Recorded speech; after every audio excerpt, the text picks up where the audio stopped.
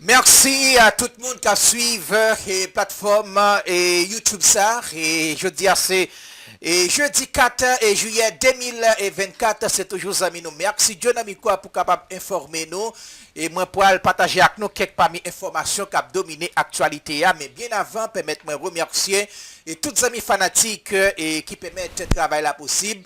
Et merci pour nous, merci pour la collaboration, merci nous choisir Channel ça pour nous capable informer, merci pour fidélité nous et patience nous.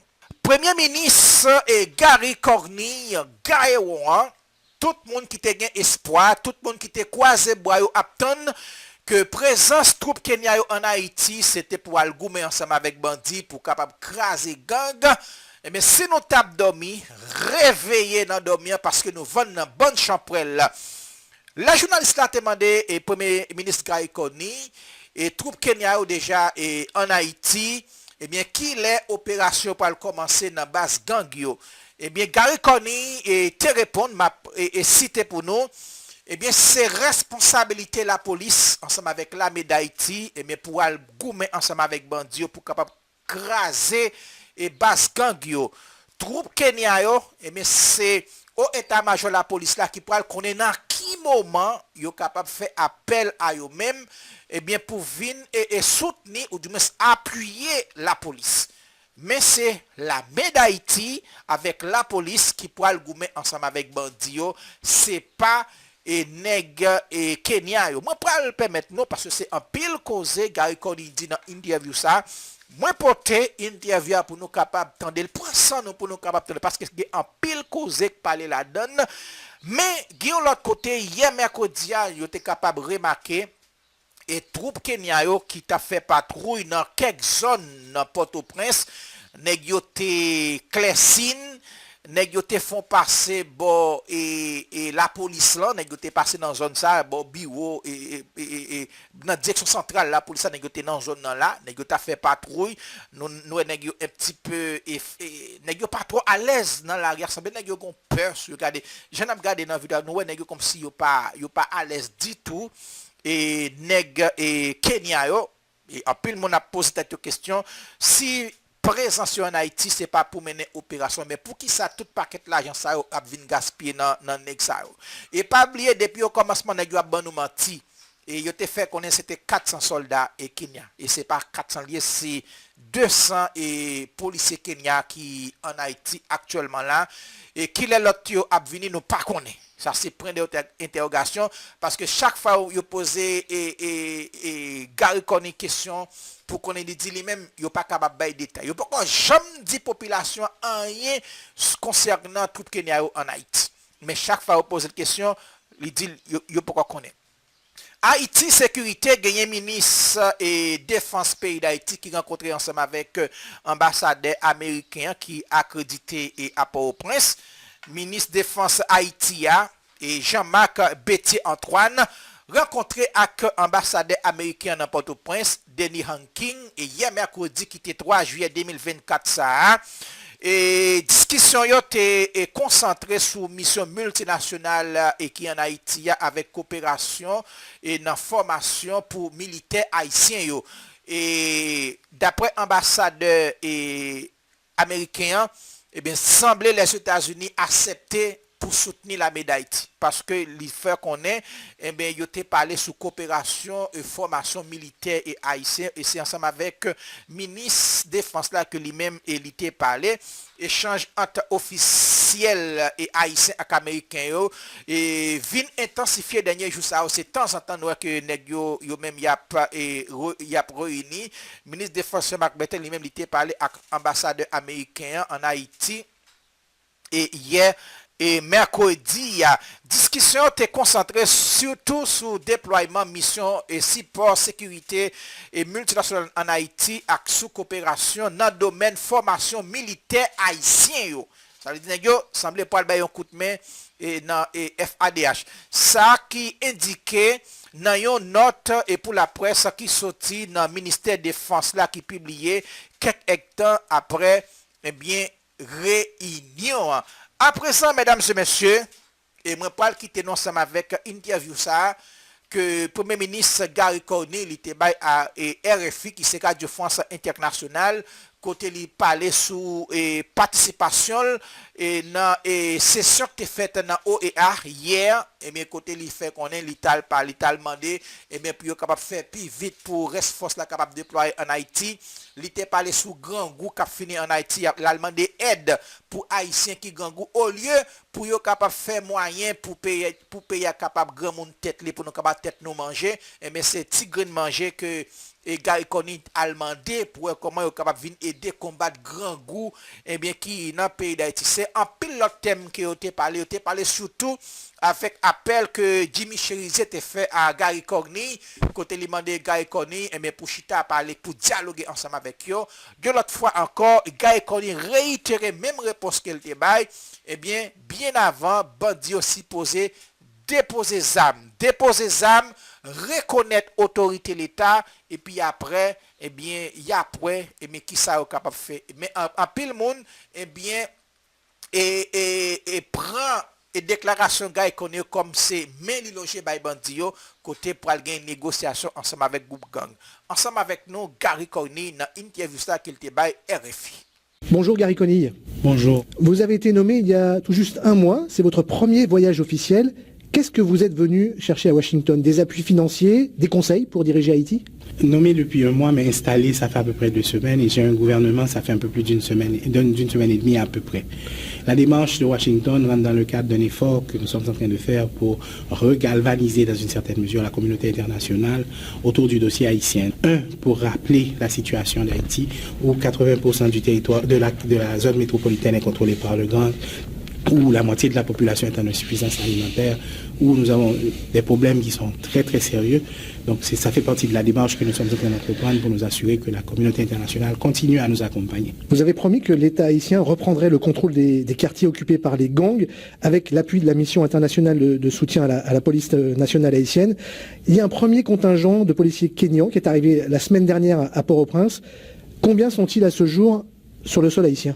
Il y a à peu près 200, un peu plus que 200 dans le premier contingent et on s'attend à ce que dans les prochaines semaines, ce chiffre augmente de manière significative. Oui, car 2500 policiers de la force internationale doivent arriver à terme. Quand est-ce qu'elle sera au complet ? C'est un processus qui est en cours. Je préfère ne pas parler de date exacte, mais ce que je peux vous dire, c'est que les partenaires haïtiens sont très engagés et ils sont en train de prendre toutes les dispositions pour que ça se fasse le plus rapidement que possible. Oui, il y a des problèmes logistiques, des problèmes de logement notamment pour ces policiers kényans. Ce genre d'opération en général, il y a toujours énormément de choses que nous devons résoudre, mais ce que moi j'ai vu et ce qu'on a compris dans les conversations que nous avons avec nos partenaires, c'est qu'ils comprennent bien l'urgence et ils se sont très engagés à pouvoir offrir le support et l'appui qu'il faut pour que ça se concrétise. Pour l'heure, ces policiers kényans notamment font quelques patrouilles, mais il n'y a pas d'opération d'envergure. Quand est-ce que cette force va commencer réellement à remplir ses missions ? La mission de cette force est évidemment d'accompagner la police nationale qui n'a jamais cessé de faire des opérations. Donc le lead dans la reprise de ces territoires qui sont aujourd'hui occupés par les gangs, ça sera toujours la police et l'armée d'Haïti. Donc c'est nous qui allons décider à quel moment, dans quel contexte et comment cet accompagnement sera nécessaire ou à une valeur ajoutée. Évidemment, nous allons discuter avec eux pour voir comment est-ce qu'ils vont pouvoir nous aider. 2500 hommes pour appuyer une police qui est en sous-effectif. En face, on estime qu'il y a plusieurs milliers de membres des gangs. Est-ce que c'est suffisamment dimensionné ? Je pense qu'il y a 3 considérations. La première, c'est que la sécurité, ce n'est pas seulement une affaire de police, c'est une intervention qui doit être beaucoup plus complète et le succès de l'opération ne peut que se matérialiser. La pérennité de l'intervention ne pourra se matérialiser que lorsqu'on aura pleinement réconcilié la police avec la communauté. Donc nous, quand on envisage les efforts que nous sommes en train d'entreprendre, on a cette vision-là. Il nous faut vraiment renforcer la capacité de notre police et ce que ces contingents nous permettent de faire, c'est de nous appuyer en même temps que nous sommes en train de renforcer nos effectifs. On vient de graduer 455 policiers des forces spécialisées. On va continuer à le faire de manière systématique. Donc, ce n'est pas une fin, l'accompagnement de la mission. C'est surtout, si vous voulez, un accompagnement bien spécifique et limité dans le temps, on l'espère, qui nous donne l'espace qu'il nous faut pour renforcer nos propres capacités. Est-ce que cette lenteur relative du déploiement de la mission internationale de soutien, est-ce que cette lenteur permet aux gangs de s'adapter, de voir comment s'adapter à la force qui va leur être opposée, tout simplement. Comme je vous disais tout à l'heure, la police nationale d'Haïti n'a jamais cessé de faire des interventions, n'a jamais cessé de protéger la population, évidemment avec les limitations que vous connaissez. Et donc en ce sens, probablement, oui, je présume que les gangs sont en train de se positionner, ça je ne sais pas. Hein. Mais ce que je veux dire pour sûr, c'est que quel que soit ce qu'ils sont en train de faire, je vous assure que dans un délai pas trop lointain, l'État reprendra le contrôle de tout le territoire national. Jimmy Cherizier, c'est un puissant chef de gang que l'on appelle Barbecue. Il a fait savoir qu'il était prêt au dialogue la semaine dernière. Est-ce que vos équipes ont des contacts avec lui? Est-ce qu'on discute, quand on est le gouvernement d'Haïti, avec les gangs? Comme j'ai répondu à cette question il y a déjà quelques semaines, il faut d'abord déposer les armes et reconnaître l'autorité de l'État avant tout dialogue. C'est ça la première démarche. Vous déposez les armes, vous reconnaissez l'autorité de l'État et ensuite on verra. Au-delà de la sécurisation du pays, l'économie, le système de santé sont à terre en Haïti, n'existent pratiquement plus. Plus de 5 millions de personnes sont en situation d'insécurité alimentaire. Comment est-ce que votre gouvernement compte répondre à ces urgences? Quelles priorités vous définissez? Le gouvernement de transition est en place sur la base d'un accord qui est l'accord du 3 avril et qui définit clairement les grands axes d'intervention et les priorités. Évidemment, il y a la sécurité, il y a la crise humanitaire, il y a les problèmes de corruption, entre autres, et certainement les élections. Nous venons de terminer 2 jours de retraite où les différents ministères ont complété des feuilles de route qui identifient très clairement comment nous allons avancer vers ces différentes priorités de manière organisée. Et justement, le but de cette visite, c'est de voir dans quelle mesure est-ce que nos partenaires peuvent nous accompagner de manière très systématique dans la mise en place de différentes stratégies qui, à notre avis, devraient pouvoir aboutir. Je dois vous dire que, en fait, ce qui nous donne beaucoup d'espoir, c'est que au cours de ces dernières semaines, les partis politiques qui en général ne s'entendent pas ont pu arriver à un consensus pour construire un système de gouvernance qui a maintenant, avec maintenant un conseil présidentiel de 9 membres. Ces 9 membres ont pu s'entendre sur un premier ministre. Nous avons pu mettre en place un gouvernement en 7 jours. La force est arrivée, la population a accepté plus ou moins cette formule transitoire. Donc moi, ça me donne beaucoup, et la communauté internationale est très mobilisée, beaucoup plus qu'elle ne l'était il y a quelques mois. Donc je suis assez confiant qu'avec cet accompagnement, nous devons pouvoir réussir. Vous avez, Gary Coney, passé plusieurs années à l'étranger, comme dans la coopération internationale avec les Nations Unies notamment. Si vous prenez un peu de recul, et je sais que c'est difficile parce que vous êtes citoyen haïtien avant tout, comment est-ce que vous, d'un point de vue presque technique, professionnel, vous jugez l'état de votre pays aujourd'hui? La situation est excessivement complexe. Et c'est pas parce que, comme vous dites, c'est pas seulement parce que les gangs contrôlent la majorité du territoire, c'est pas seulement parce que nous avons, comme vous venez de dire, 4,5 millions de personnes en insécurité alimentaire. C'est pas seulement à cause des problèmes de c'est parce que justement il y a une faiblesse institutionnelle. Les instruments qu'en général le gouvernement se donne pour pouvoir approcher ces problèmes n'existent plus.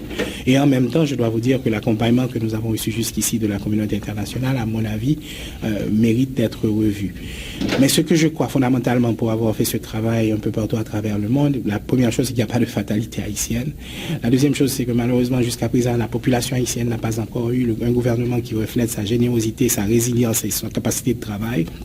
La troisième chose, c'est qu'il nous faut le leadership et la vision qui est avant tout haïtienne. Et la quatrième chose, c'est qu'il faut un accompagnement qui est beaucoup plus durable et qui nous amène à terme jusqu'à la résolution de nos problèmes, ce qu'on n'a jamais eu jusqu'à présent. Est-ce que vous allez pouvoir tenir le délai d'organisation d'élections d'ici à 2025, alors qu'il n'y en a pas eu depuis 2016 en Haïti?